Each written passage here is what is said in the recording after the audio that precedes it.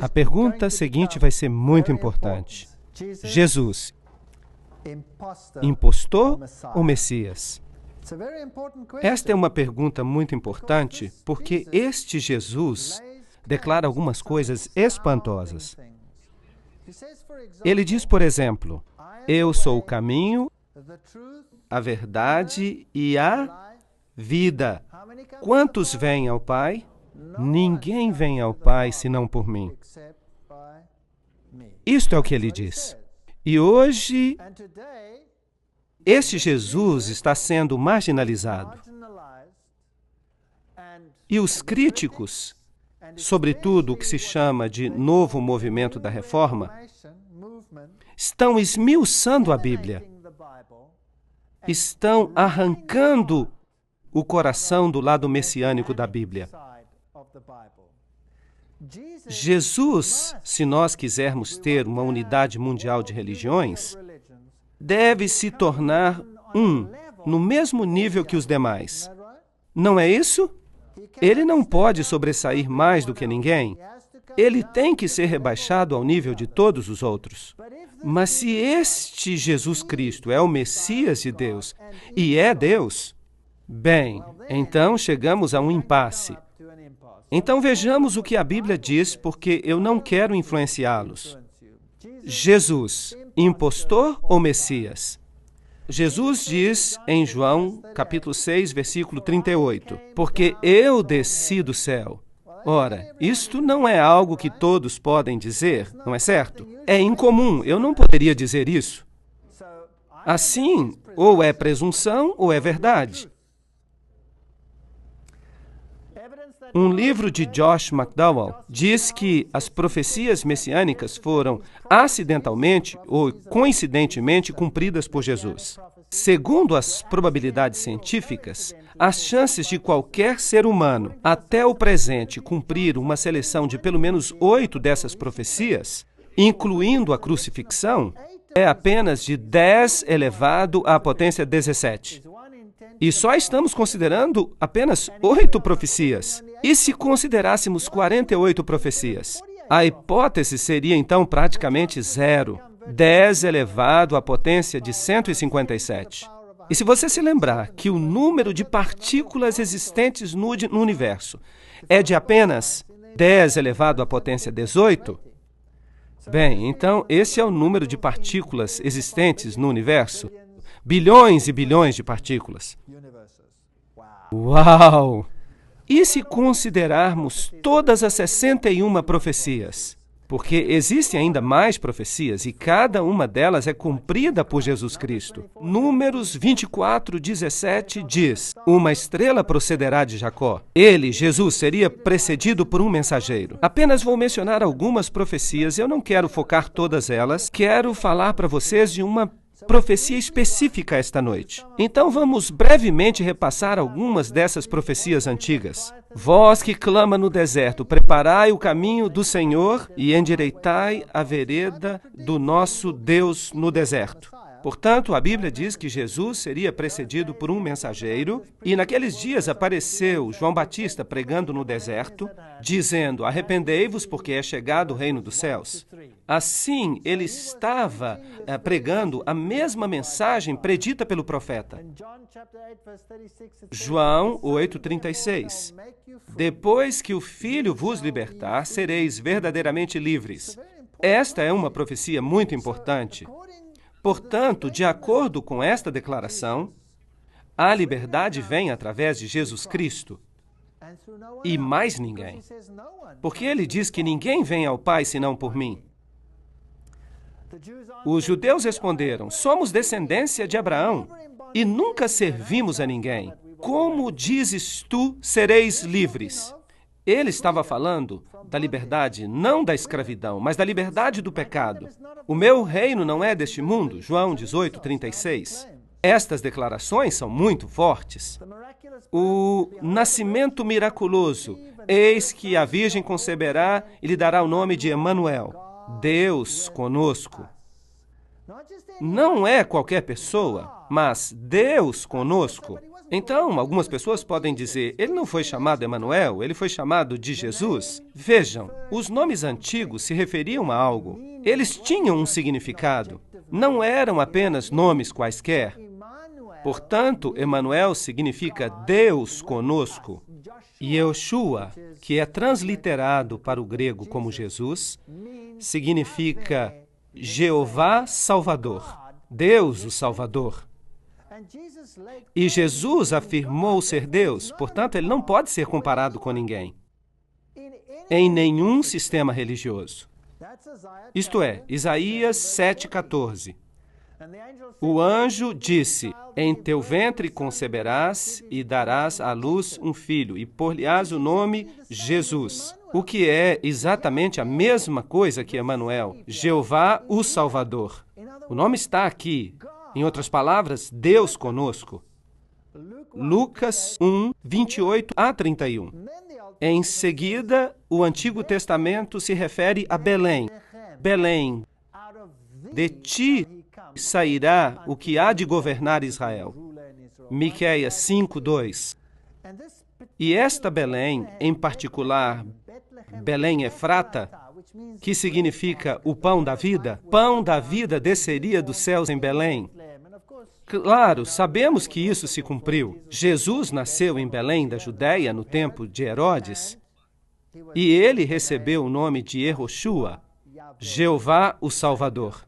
Jesus disse, porque o Senhor me ungiu para pregar as boas novas aos mansos. Esta é uma profecia do Antigo Testamento também, a restaurar os contritos de coração e a proclamar a liberdade aos cativos, a abertura de prisão aos presos e a apregoar o ano aceitável do Senhor, o dia da vingança do nosso Deus, e a consolar todos os tristes. Isaías 61, 1 e 2. Lucas 4, 18 e 19 nos diz que isso é exatamente o que Jesus declarou acerca de si mesmo. Fica claro que o Messias faria milagres, e os olhos dos cegos seriam abertos, e os ouvidos dos surdos seriam também abertos. Então, o homem coxo saltará como um servo, e o mudo cantará. E no Novo Testamento, Mateus nos diz, Lucas nos diz, que Jesus curava todos os tipos de doenças, ordenando que aos tristes de Sião se dê óleo em vez de cinzas, gozo em vez de tristeza, vestes de louvor em vez de espírito angustiado.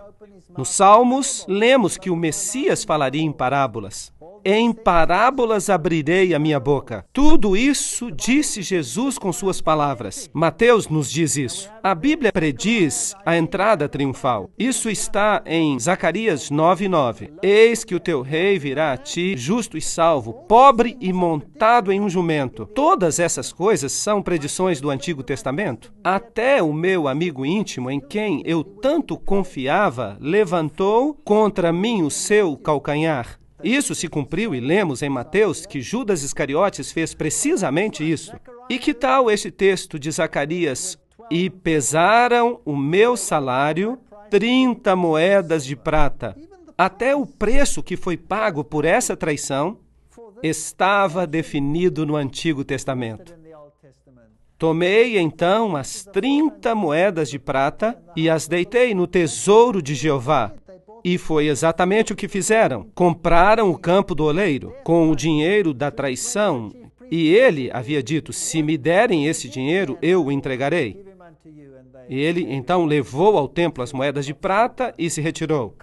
E que fizeram eles? Compraram o campo do oleiro. E há um pequeno detalhe. Ofereci as minhas costas aos que me feriam e a minha face aos que me arrancavam os cabelos. Isso foi precisamente o que Jesus passou. Inacreditável. Não escondi a minha face dos que me afrontavam e dos que me cuspiam. Ele passou pelos tribunais 7 vezes. 7 vezes, e foi golpeado no rosto, diante de Caifás, depois Anás, diante do tribunal à noite, logo depois, diante dos oficiais romanos. E em seguida foi enviado a Herodes e de volta a Pilatos. 7 vezes ele passou pelos tribunais. Não escondi a minha face dos que me afrontavam e dos que me cuspiam. Isaías 56. Então cuspiram no seu rosto e lhe deram socos, e outros o esbofeteavam. A Bíblia diz que o golpearam inúmeras vezes. Eles me odeiam sem causa. Salmo 69. Portanto, ele seria rejeitado. A Bíblia predisse isso. Odiaram-me sem causa. Ele foi oprimido e afligido, mas não abriu a sua boca. Como um cordeiro foi levado ao matador. Tudo está ali no Antigo Testamento. O Antigo Testamento dá testemunho de Jesus Cristo. E sendo acusado pelos príncipes dos sacerdotes e pelos anciãos, não respondeu nada. Assim como um cordeiro levado ao matadouro. Mateus 27:12. E balançaram as suas cabeças e disseram: olhem para este homem, de onde vem ele? Até a maneira como ele ia morrer. Salmo 22:16. Traspassaram-lhe os pés e as mãos e o crucificaram. E foi contado com os transgressores. Isaías 53:12. Vocês sabiam que há cristãos, grupos de cristãos no mundo que negam essa profecia totalmente? Até negam que as profecias mencionadas aqui pertencem a Cristo, quando o próprio Novo Testamento refere essas profecias a Jesus. Eu fico assombrado só de pensar que há denominações protestantes que fazem isso. Me deram a beber vinagre. Salmo 69:21. Mateus 27:34. Crucificado com ladrões. Vocês sabem que foi assim que ocorreu. Olharão para mim a quem traspassaram, até mesmo a maneira com que seria crucificado. E ele levou sobre si o pecado de muitos e intercedeu pelos transgressores. Há várias profecias no Antigo Testamento acerca de Jesus. Lucas 23:34. Pai, perdoa-lhes, porque não sabem o que fazem. Cada pequeno aspecto acerca do Messias foi predito e é cumprido por Jesus Cristo. Repartem entre si as minhas vestes e lançam sortes sobre as minhas roupas. Antigo Testamento, Salmo 22:18. E poderíamos continuar seguindo aí por diante? Vocês sabiam que dividiram entre si as suas vestes, mas lançaram sortes sobre a peça branca. Por quê? Porque era inconsútil, de um só pedaço. E há uma tipologia nisso. A justiça de Cristo é inteira, perfeita. Ela é tão perfeita que não pode ser dividida. Por isso, lançaram sortes sobre a veste. Há uma linda tipologia aqui em João capítulo 19. As pessoas me perguntam, por que ele disse, Deus meu, por que me desamparaste? Porque isso foi predito em Salmo 22:1. Ele morreu a morte da superação total. Por você e por mim. Trespassaram-me as mãos e os pés. Até este detalhe encontramos predito. Salmo 31:5. As últimas palavras que ele diria: nas tuas mãos entrego o meu espírito. Pai, nas tuas mãos entrego o meu espírito. Tudo está ali no Antigo Testamento. Ele lhe guarda todos os seus ossos. Nem sequer um deles se quebra. Isso já é uma tipologia com o cordeiro da Páscoa. Ele tinha que ser comido, mas nenhum osso lhe era quebrado. Por quê? Porque os ossos do Messias não seriam quebrados. Era o dia da preparação e os judeus estavam com medo que ele descesse da cruz e escapasse. E não queriam ter que persegui-lo no dia de sábado, porque eles tinham muitas regras a respeito disso escritas no Talmud. Assim deram ordem para que quebrassem as suas pernas. É isso que o Novo Testamento diz, mas vindo a Jesus, perceberam que já estava morto e então não lhe quebraram as pernas, cumprindo a profecia, João 19:32 e 33. E eles perfuraram o seu lado.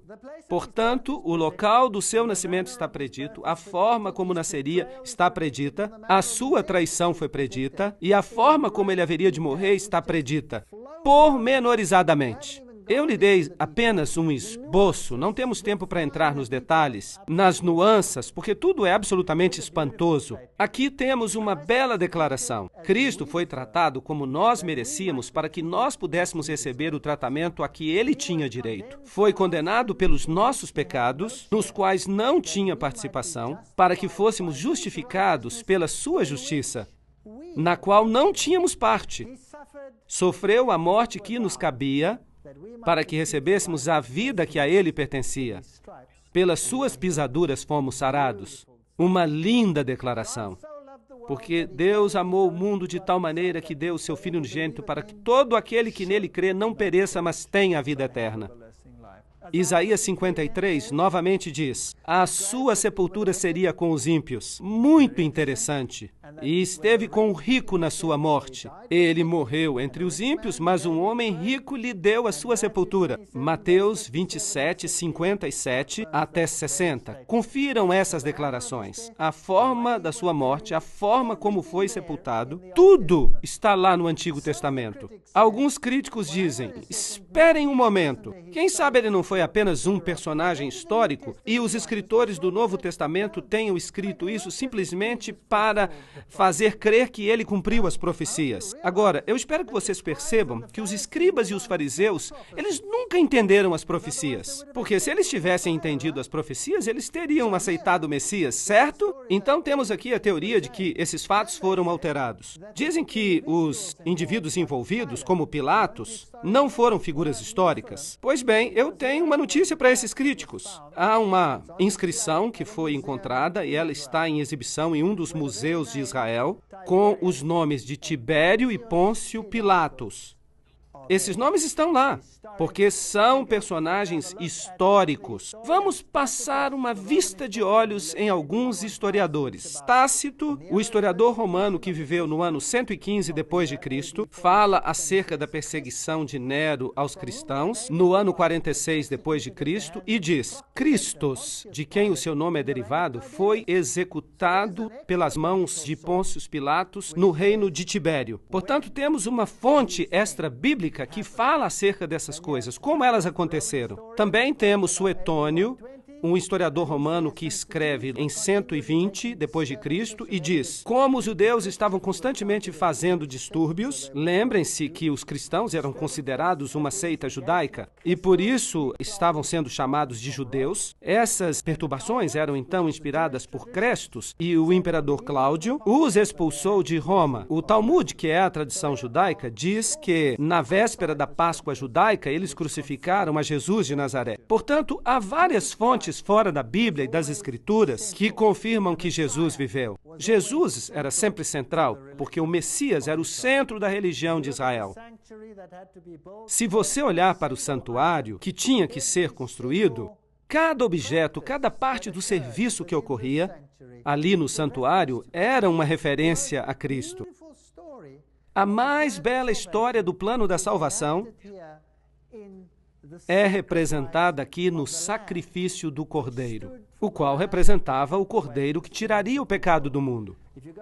Se você entrar no santuário, você verá uma pia que representa as consequências de suas ações, onde se lavavam os pecados e os confessavam.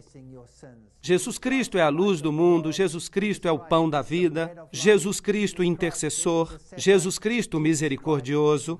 Tudo está lá e é uma bela história, mas não temos tempo para entrar em todos os detalhes, mesmo na tipologia do sumo sacerdote, porque o sumo sacerdote representava Cristo e era um símbolo, porque Paulo diz: nós temos um sumo sacerdote. Jesus Cristo, o único que entrou na majestade do céu. Hebreus 8, 1 e 2. Um sacerdote tal que está sentado à destra do trono da majestade no céu, ministro do santuário, do verdadeiro tabernáculo que o Senhor fundou, e não o homem. Esse é um tema muito interessante, porque Cristo não entrou num santuário feito por mãos humanas, figura do verdadeiro, porém no céu mesmo, para agora comparecer por nós diante da face de Deus.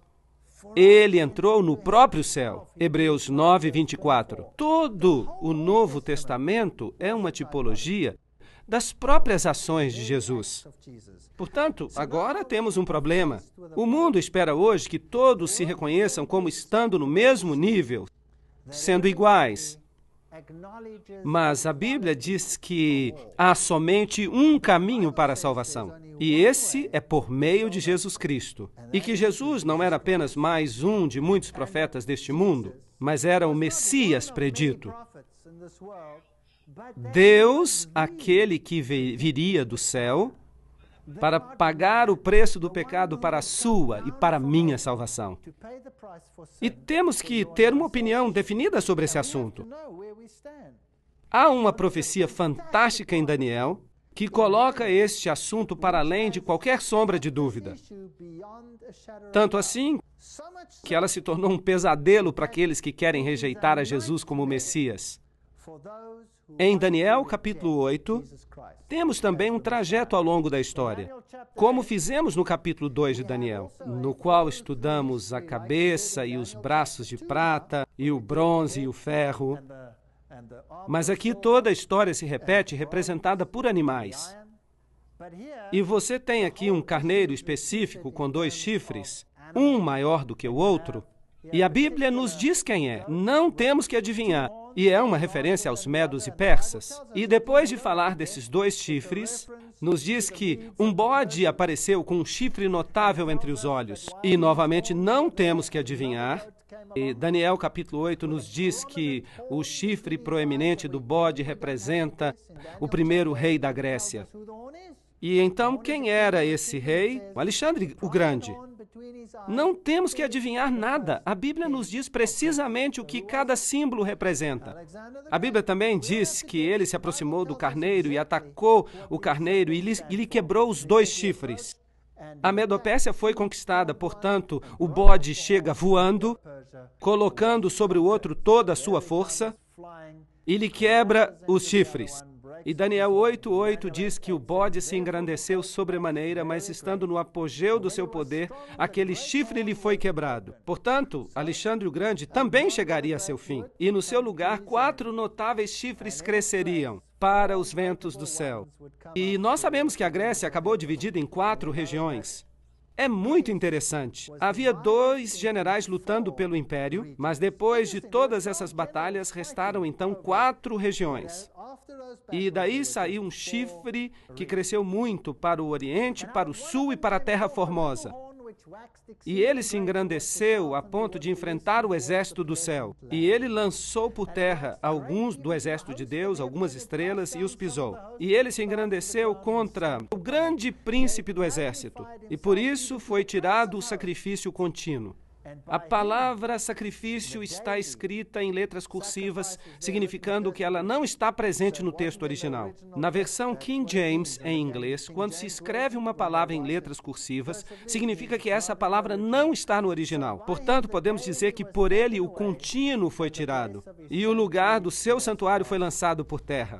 Agora, todo este santuário representava o Messias, e Roma foi quem crucificou o Messias. Vamos falar deste assunto com mais detalhes depois, mais adiante. Depois foi ouvido que um santo falava. Daniel estava, portanto, em visão, e ouviu um anjo falando com o outro.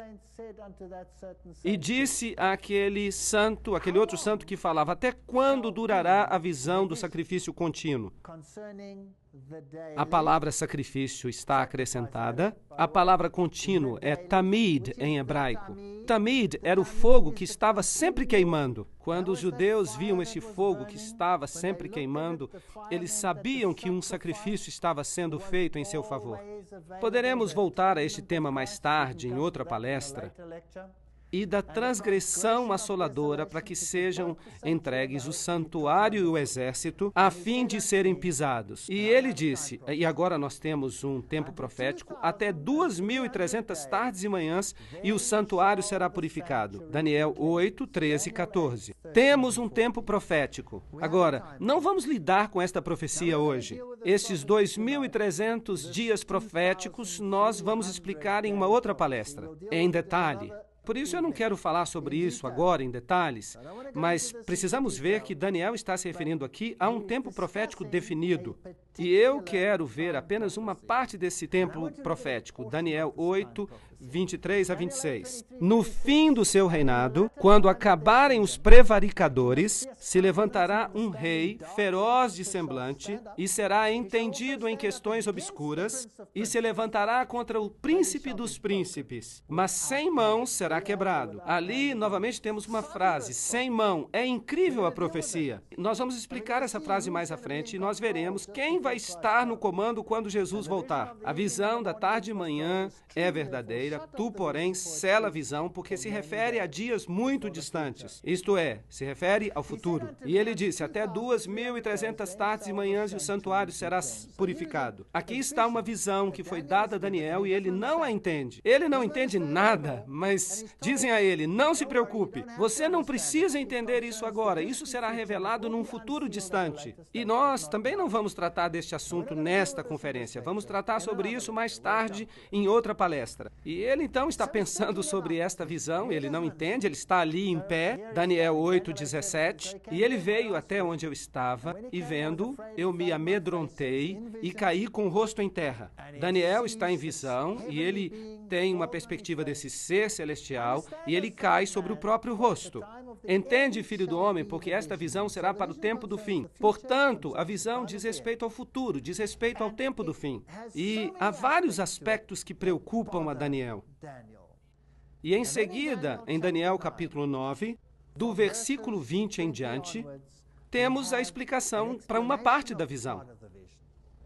Portanto, estando eu ainda falando na oração, o anjo veio voando rapidamente e falou comigo, dizendo, Daniel, e este é o anjo Gabriel, agora saí para dar-te sabedoria e entendimento. Agora o anjo vai explicar alguma coisa. Assim, nós queremos saber do que se trata. Ouçamos, 70 semanas estão determinadas sobre o teu povo e sobre a tua santa cidade. Quantos dias há na semana? 7. Então, 70 semanas seriam 70 vezes 7. Com esta multiplicação, chegaremos aos dias. Portanto, 70 semanas estão determinadas. E esse povo, eles são os judeus. E a tua santa cidade? Que cidade é essa? Jerusalém. Para cessar a transgressão e para dar fim aos pecados e para expiar a iniquidade e trazer a justiça eterna e selar a visão e a profecia para ungir o Santíssimo. Daniel 9:24. Uma visão tremenda, uma profecia tremenda. Portanto, as 70 semanas estão determinadas, literalmente se diz cortadas, para, neste período de tempo indicado, todas essas coisas se cumprirem. Fim dos pecados, reconciliação pelas iniquidades, trazer a justiça eterna. Agora, quem é que faz isso tudo? Quem traz a justiça eterna? Quem pode trazer o fim do pecado? Somente Jesus.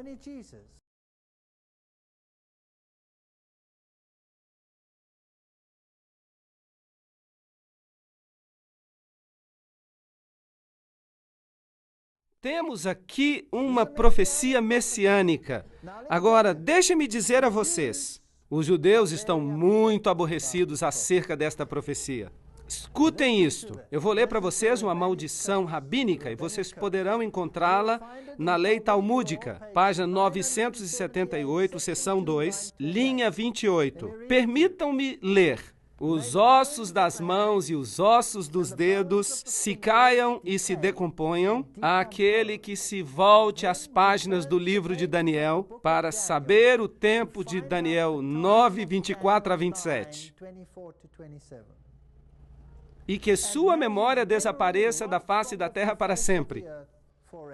Uau! Incrível! Esses homens estão falando sério? Concordam? Portanto, agora eu tenho que fazer uma pergunta para vocês. Vou fazer uma pergunta a vocês. Vocês estão dispostos a avançar a despeito dessa maldição?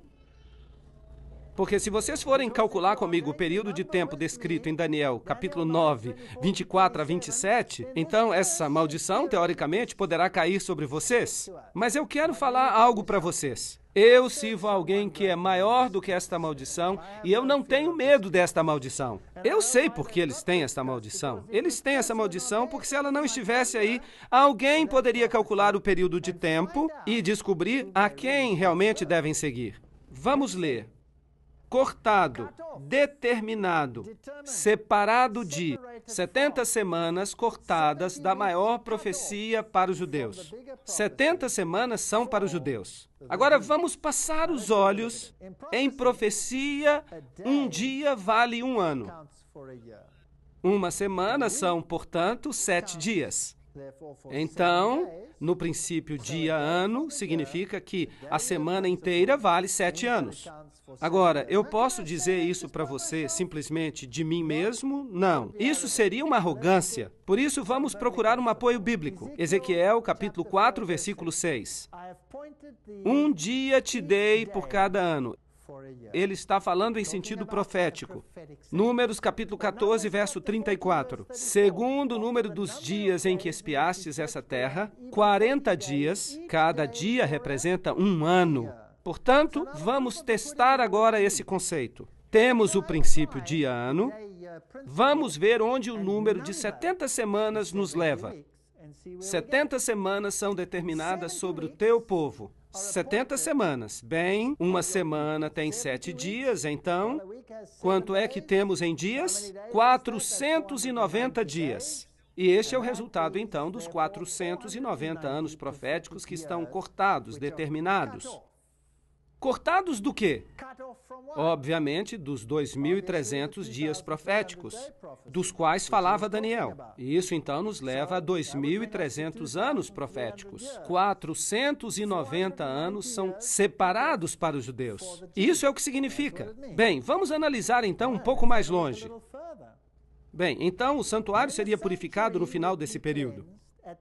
Bem, mas agora eu vou tratar apenas desta parte da profecia, apenas das 70 semanas, para descobrirmos de que falava. Então precisamos saber quando começa esta profecia, certo? Assim, quando começam esses 2.300 anos?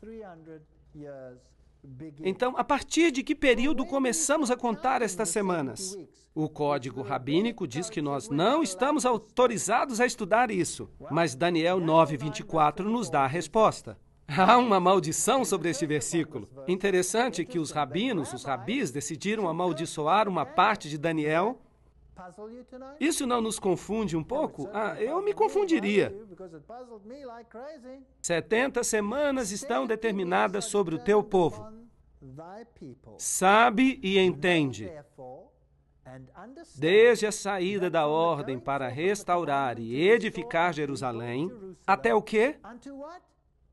Até o Messias. Então, desde a saída do decreto para restaurar e reconstruir Jerusalém, lembre-se que Daniel está no cativeiro. Jerusalém está destruída, ela está desolada por 70 semanas. E começamos a contar quando? A partir do momento em que o decreto sai. Desde que sai o decreto, a ordem para edificar e restaurar Jerusalém, até o príncipe, o Messias, haverá 70 semanas e as ruas e os muros se edificarão, mas em tempos angustiosos. Daniel 9:25. Incrível! Daniel acaba de receber uma profecia messiânica que diz precisamente quando é que o Messias viria. Você sabia que isso está na Bíblia? Sabiam disso? Ora, vamos analisar estes versículos. 7 semanas, 49 dias, 49 anos. 62 semanas, 434 dias e 434 anos. Onde nos leva isto? O decreto para reconstruir e restaurar Jerusalém, e então se passariam 7 semanas e o templo seria restaurado. E então o Messias, o príncipe, viria. E então, do que necessitamos? Precisamos de uma data para começar. Podemos identificá-la neste período de tempo, certo? Precisamos de uma data para o começo. Artaxerxes, o rei da Pérsia, emitiu um decreto no ano 457 a.C. Este decreto dava total liberdade política aos judeus. Houve o decreto de Ciro anteriormente, que dizia respeito apenas ao templo. Mas este decreto de Artaxerxes, em 457 a.C., faz referência ao restabelecimento de Jerusalém. Aí está. Portanto, temos uma data de início. Então, 457 mais 483, que são os 49 somados a 434, isso nos remete ao ano 27 depois de Cristo. Agora, o que aconteceu, então, no ano 27 depois de Cristo? 69 semanas, 483, um dia por um ano, você se lembra? Então, vejamos este decreto. Esdras 7, 12, 13. Artaxerxes, rei dos reis, ao sacerdote Esdras, escriba da lei do Deus dos céus, por mim se decreta que, no meu reino, todo aquele que pertence ao povo de Israel, que quiser ir contigo a Jerusalém, vá. E este era o decreto. Por mim, Artaxerxes, rei dos persas, se decreta que todos os oleiros que estão além do rio, tudo aquilo que pedir o sacerdote Esdras, escriba da lei do Deus dos céus, prontamente se faça. E, além disso, uma inscrição arqueológica foi encontrada que confirma a data de 457 a.C., que está escrita em pedra. 457, 490 anos, o final da profecia são 2.300 anos. Sabe e entende que desde a saída da ordem para edificar Jerusalém até o Messias, o príncipe, haverá 7 semanas e 62 semanas. Agora, 7 acrescidos de 62, quanto é que é? 69 semanas. Total das profecias se refere, portanto, a quantas semanas? 70. Portanto, há uma semana a mais. Mas a profecia diz que o Messias, que significa ungido, viria após as 69 semanas. E isso tinha que ocorrer em que ano? Vocês estão se lembrando? 27 depois de Cristo. Portanto, o decreto saiu em 457, 69 mais 7, 82 dias e a recuperação total, esta parte em particular até o Messias, e, portanto, 27 depois de Cristo, até o Messias. Agora, quantos anos tinha Jesus quando ele começou o seu ministério messiânico? Ele tinha 30 anos. Então, por que 27 depois de Cristo? Então, temos um problema, porque 30 e 27 não são compatíveis. Agora, você pode ir a uma enciclopédia, mesmo uma enciclopédia infantil, e você vai perceber que o início da nossa era foi deslocado. Que, de fato, o começo da nossa era aconteceu uns 4 anos antes de Cristo. Porque, como não se conta o ano zero, o que Cristo tinha realmente eram 30 anos no ano 27, por causa destes cálculos. A palavra Messias significa ungido, e Jesus foi ungido, isso aconteceu no mesmo momento do seu batismo. Agora, no ano 15 do Império de Tibério César, esta é uma citação das Escrituras, aconteceu que, enquanto as pessoas se batizavam, e se batizava também Jesus, aconteceu que o céu abriu. Lucas 3, 1 e 21. Agora, este ano de Tibério era o ano 27 depois de Cristo. Mas quantos Messias pode haver?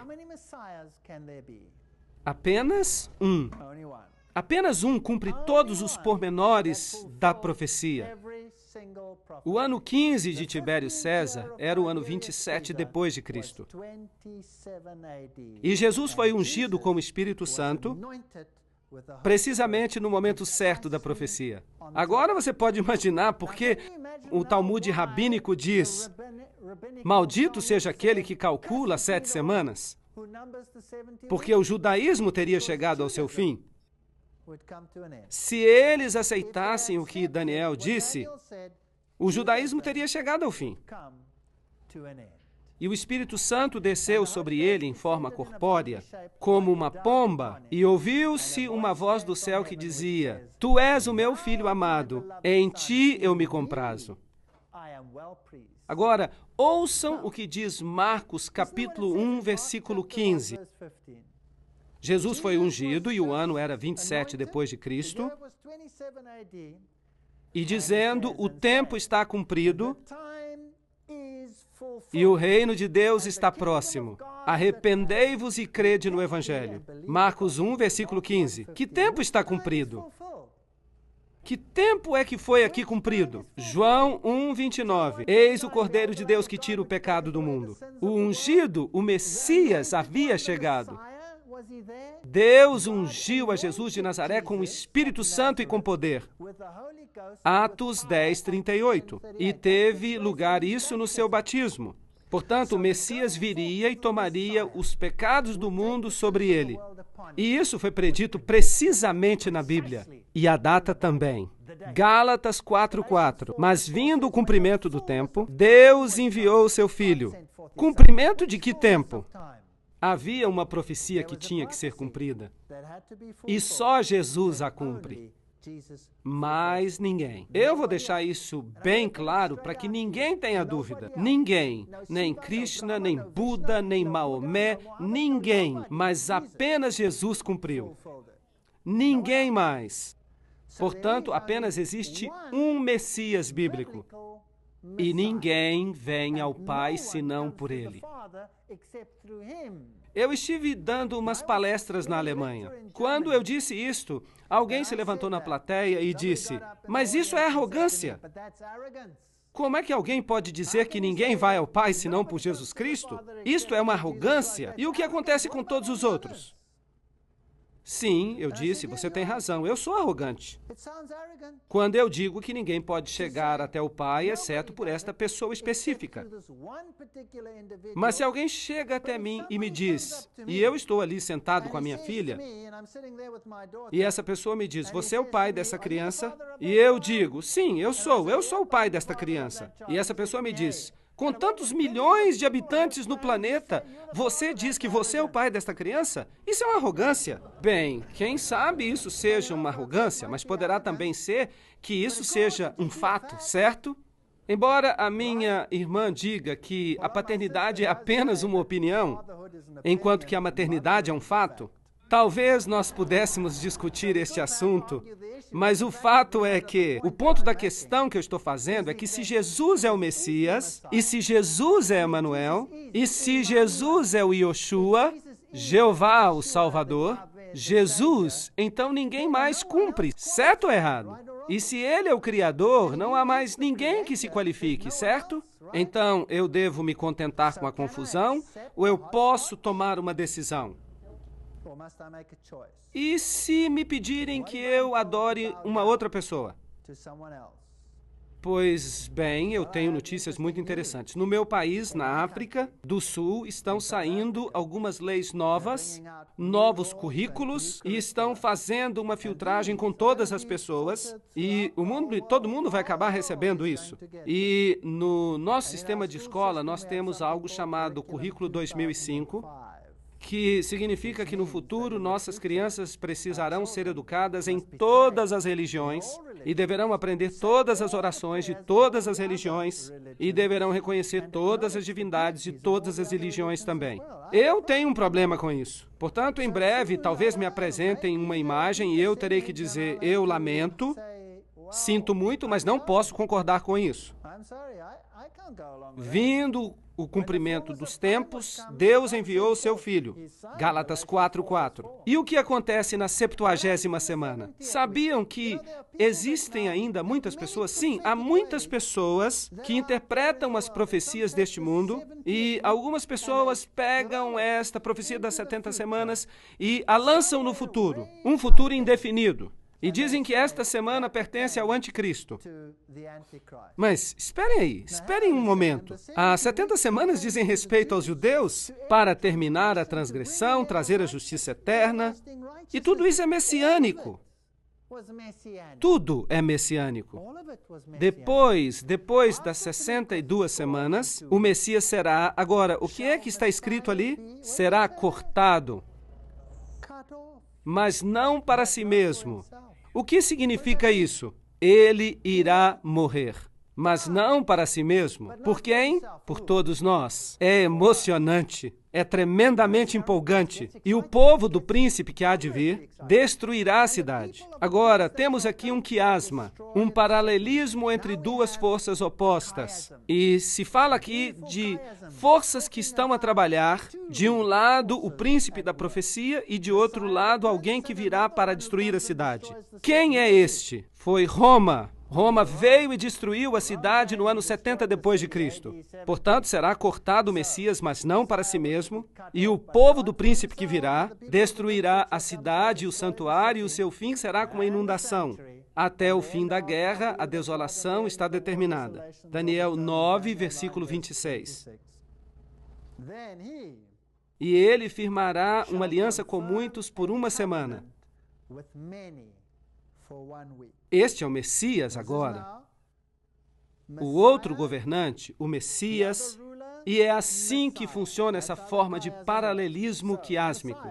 Então, o Messias confirmará um pacto com muitos durante uma semana. Mas agora, por favor, notem isto. Na metade da semana fará cessar o sacrifício e a adoração. Uau! Como é que Jesus, o Messias, pôs fim ao sistema de sacrifícios? Ele se tornou o sacrifício. Ele se tornou o sacrifício, portanto, temos agora a 70ª semana. Amigos, por favor, pensem acerca disso. A 70ª semana ainda pertence ao Messias. Não pode ser atirada para o futuro, porque no meio dessa semana, a propósito, a metade de 7, quanto é que dá? 3,5. E por quanto tempo esteve Jesus ativo após a sua unção? 3 anos e meio. E no meio dessa semana, ele foi cortado, mas não por você ou por mim. Ele trouxe o fim ao sistema dos sacrifícios, porque ele se tornou o Cordeiro de Deus que tira o pecado do mundo. Não está certo?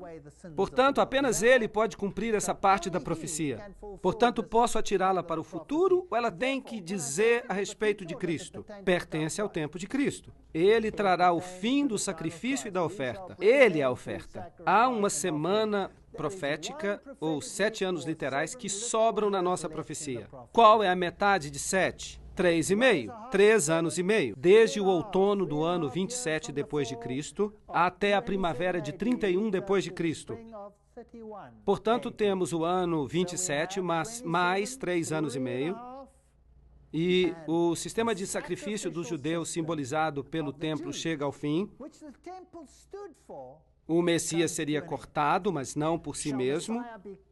É fenomenal. Esta antiga profecia aponta para Jesus e para mais ninguém. Apesar do desagrado de muitos líderes religiosos nos dias de hoje, na 70ª semana, 31 depois de Cristo, Jesus morreu, mas há ainda 3 anos e meio que sobram. 70 semanas estão determinadas para os judeus. O que aconteceu no ano 34 depois de Cristo? Eu vou lhes contar algo. Jesus disse aos judeus e aos discípulos: vão primeiro aos filhos perdidos de quê? De Israel. Ide primeiro às ovelhas perdidas de Israel. Ele não as rejeitou, nem mesmo na sua morte. Ele disse: ide primeiro às ovelhas perdidas de Israel. E eles trabalharam primeiro entre os judeus. Mas aconteceu em 34 depois de Cristo algo. Apedrejaram a Estevão. Apedrejaram a Estevão e os cristãos fugiram da perseguição. Quem foi enviado atrás deles? Lembram-se? Paulo. E Paulo recebeu uma visão e ele se tornou apóstolo de quem? Dos gentios. Pedro percebeu e através de uma visão de um lençol que descia com coisas impuras e que estava sendo enviado a Cornélio, um gentio, e ele vai a Cornélio e lhe diz que Deus lhe havia mostrado em visão que ele não deveria chamar a nenhum homem de impuro. Sabem o que ele diz? É ilegal para um judeu associar-se com um gentio, mas Deus me mostrou em visão que eu posso me aproximar de você. Portanto, no ano 34 depois de Cristo, Estevão é apedrejado. A missão de que o evangelho deveria ser levado através dos judeus, pelos judeus, chega ao fim, e os gentios agora prosseguem com a mensagem. Eles pregam o Cristo ressuscitado. Não é interessante? E qualquer judeu que queira ser exortado a viver pode ser recrutado, enxertado, mas tem que reconhecer que Jesus Cristo é o seu Salvador pessoal. E, portanto, precisa tornar-se cristão. E se você está em Cristo, então você é parte da semente de Abraão. É assim que funciona. Cristo foi crucificado exatamente na hora certa, de acordo com a profecia, exatamente no momento em que a profecia disse que aconteceria. E no meio da semana, foi crucificado, mas ainda a misericórdia perdurou até que eles a rejeitaram totalmente. Não só rejeitaram a Cristo, mas também os seus seguidores. De acordo com a profecia de Daniel, o pacto de Deus com os judeus terminaria no ano 34 depois de Cristo. E daqui por diante teriam que ser enxertados à videira. Eles pregaram e foram rejeitados. Aqui na porta das ovelhas é por onde o trouxeram, onde o crucificaram. Queriam que ele viesse como Rei dos Reis e que destruísse os romanos, mas ele destruiu os seus pecados. De qualquer forma, eu ensinei a andar a Efraim, tomando-o nos braços, mas não entenderam que eu os curava. Oséias capítulo 11, verso 3. Atei-os com cordas humanas com laços de amor, e lhes dei mantimento. Como te deixaria, ó Efraim? Como te entregaria, ó Israel? Jerusalém, Jerusalém, quantas vezes eu quis ajuntar-te como a galinha o faz aos pintinhos, debaixo das asas, e não quisestes. Eis que a vossa casa vos será deixada deserta, e o tempo em que eles seriam os portadores da mensagem do Evangelho chegaria ao fim. E quando ia chegando, viu a cidade e chorou sobre ela, dizendo: Ah, se tu conhecesses também, ao menos neste teu dia, que a tua paz pertence, mas agora isso está encoberto aos teus olhos. Por quê? Por causa da dureza dos vossos corações. Porque virão dias sobre ti em que os teus inimigos te cercarão com trincheiras, e te sitiarão, e te estreitarão de todos os lados, e te derrubarão a ti e aos teus filhos, que dentro de ti estiverem, e não deixarão pedra sobre pedra. Lucas 19. Foi cumprido? Sim, que a sua casa seria deixada deserta, desolada. Portanto, o evangelho passou a ser levado agora pelos gentios. A propósito, o que significa deserto? Significa que sobra algo ou que já não há vida? Nada, absolutamente nada. No meio da semana, Cristo faria cessar o sacrifício. Esses versos dizem que o Messias morreria sendo crucificado no 14º dia do primeiro mês judaico, no ano 31 depois de Cristo. E cada detalhe foi cumprido por Jesus Cristo. Agora, notem isso. A Bíblia diz em Marcos 15:38 que o véu do templo se rasgou em dois, de alto a baixo, não de baixo até o topo. A partir do alto até embaixo. Quem o rasgou? Deus o rasgou. Agora, quando Deus rasgou o véu, o caminho do Santo para o Santíssimo foi aberto. Agora, isso significava que qualquer judeu podia ver o lugar santíssimo e viver. Uau! Por quê? Porque o sistema de sacrifício tinha chegado ao fim. Pensem nisto. Jesus cumpriu o sistema de sacrifício, sim ou não? Sim, porque, havendo Cristo feito o sacrifício, ele o fez para sempre. Perfeito, um sacrifício. E se eu construísse um pequeno templo e começasse a sacrificar novamente? O que eu queria dizer com este ato? Que Cristo não foi sacrificado e que não cumpriu tudo. Assim que, se eles querem construir outro templo, deixem que construam-no, mas ele não vem de Deus. Vocês têm acompanhado a lógica da minha apresentação até aqui? E o véu do templo se rasgou em dois, de alto a baixo. Mateus 27:51.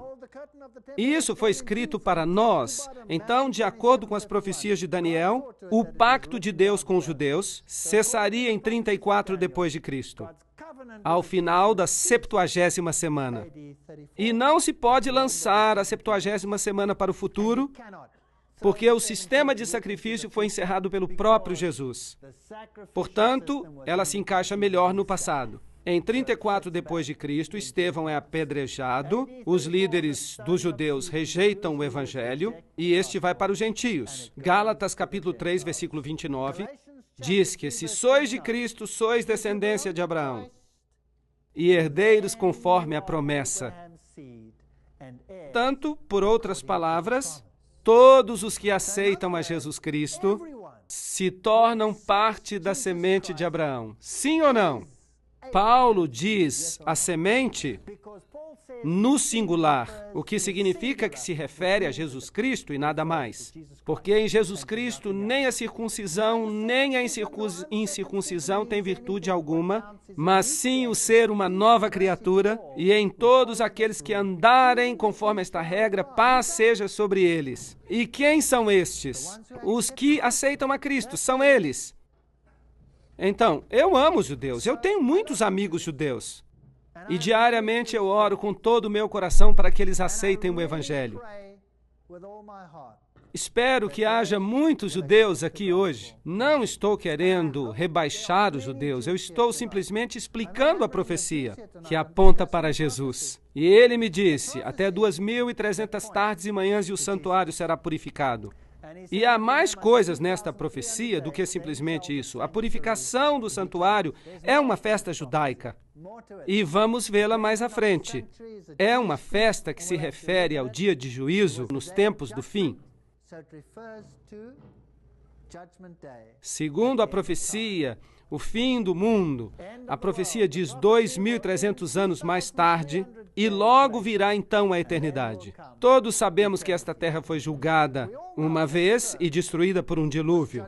E todas as pessoas que não estavam na arca morreram afogadas. E da mesma forma, examinais as Escrituras, porque julgais ter nelas a vida eterna, e são elas que de mim testificam. João 5, versículo 39. Em Jesus temos vida. Em Jesus somos salvos. Em Jesus podemos entrar no reino. Em Jesus e mais ninguém. E se compreendermos esta profecia, então não poderemos ser enganados pelas coisas que vão acontecer no mundo. E quero alertar as pessoas deste país, as pessoas de todos os países do mundo, que esta confrontação decisiva vai ocorrer em breve. Mas se nós estivermos com o Senhor, ninguém se perderá. Obrigado pela atenção.